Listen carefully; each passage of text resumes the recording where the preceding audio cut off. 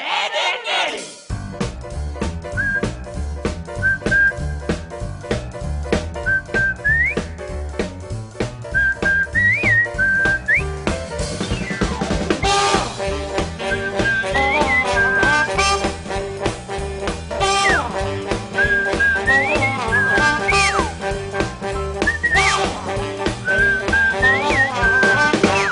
Ed, Eddy!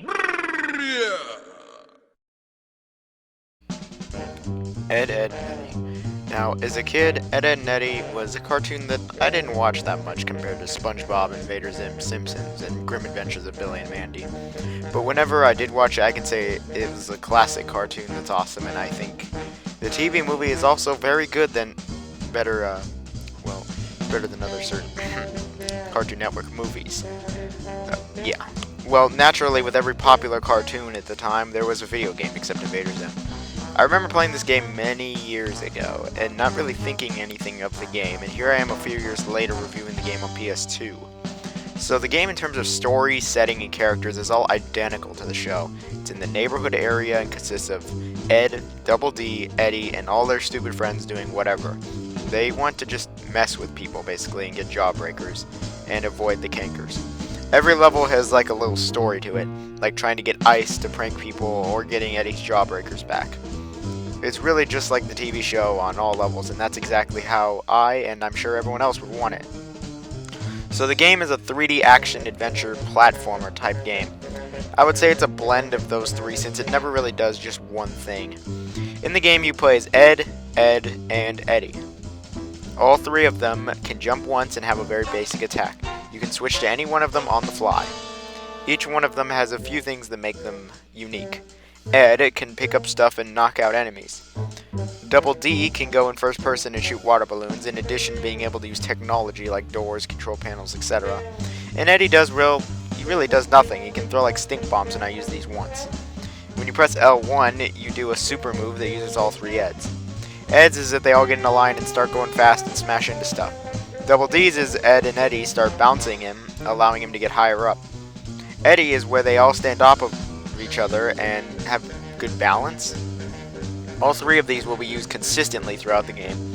The game's quite a few levels. What separates these levels is the cul-de-sac, which is like a hub world that really has little to nothing in it other than going to the next level.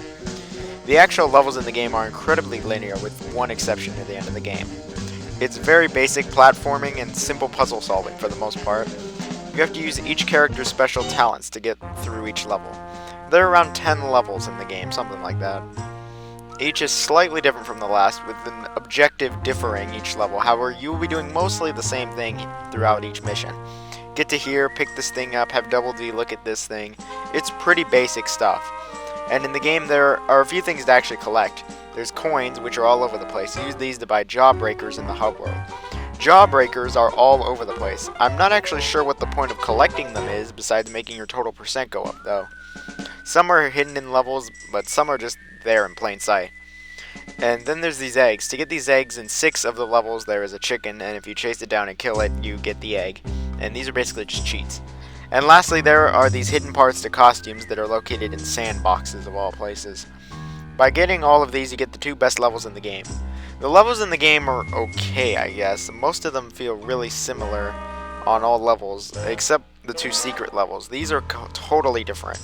The first is Attack of Edzilla, where it's obviously a Godzilla parody, and you destroy buildings. And the second level is like this Star Wars-esque level where you have like lightsabers and stuff. Really though, when it comes to gameplay, that's it. It's kind of just standard 3D platformer action stuff. The presentation in this game is okay? Question mark? Maybe not? Okay, the characters in the game look perfect. Spot on, perfect. The models are all fantastic representations of the characters in the show. The models are as excellent as they are in the show. Total crap. They are also voiced by the original people, and so I feel the voice acting is actually pretty great on all levels, but everything else in the game, not the characters, the music is okay at best. I mean, it's not total generic crap, but everything else, it's not so great. The graphics and the really presentation in general, besides the characters, actually look pretty bad. The textures look like a late PS1 game or an early PlayStation 2 game, and this game came out in 2005. I mean, yeah, this was a budget title, but the textures just look kind of bad on all levels. I mean, really just very low res and just low textures in general. Really, it kind of just looks like crap in terms of textures. Ugly textures. The frame rate for a majority of the game is just crap. I mean, screen tearing in less than 30 frames a second for the most part of the game. At the end of the game, it seemed, though, it picked up and was fine, but the first few levels for some reason had this awful frame rate. The sound effects in the game are irritating on all levels. They are all annoying as hell. All of them. The hitting sound effect, the enemy sound effect, really everything. All the sound effects piss me off, especially this dog. The dogs in this game make annoying ass sounds and it is major irritating on all levels. I really hate the damn sound effects in this game. When it comes to things I don't like, there are a few other things. A couple things is this game is kind of obnoxious. The first is that Eddy's ability it sucks. I mean, it's slow, boring, and really doesn't have a big purpose to it. It's just to add another thing. Next is the control. The controls in this game are just unresponsive and slippery. They seem okay at first, but when you have to do precise moving, or really just platforming in general, they just turn into total crap with delayed jumping, and just simple platforming can be imprecise and hard because of the sloppy controls. Or this part. This part really got on my nerves. And along with every other licensed game, it seems, the camera in this game sucks major. Next is the enemies. Some of the enemies in this game are just annoying as shit. They pissed me off. Like these squirrels. They latch onto you and never leave you alone. Seriously, leave me alone! And my last complaint with the game is that it's like 4 hours long. My final percentage for the game was 95%, and I did that in at the most 6 hours. That's probably not a good thing. Though, with all that said, I think the game is okay. It's not bad. With all these problems, the game still manages, though, to be an okay game, at best. And it's not a total POS license game, luckily. The game has a little bit of enjoyment. If you like Eddy and Eddy, this game is an absolute must-own, must-have the collector's edition. You must love this game. You must have this game if you like Eddy and Eddy.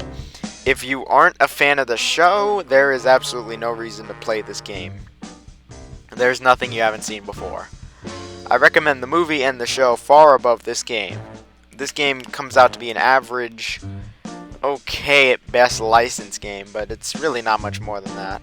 It's an okay game.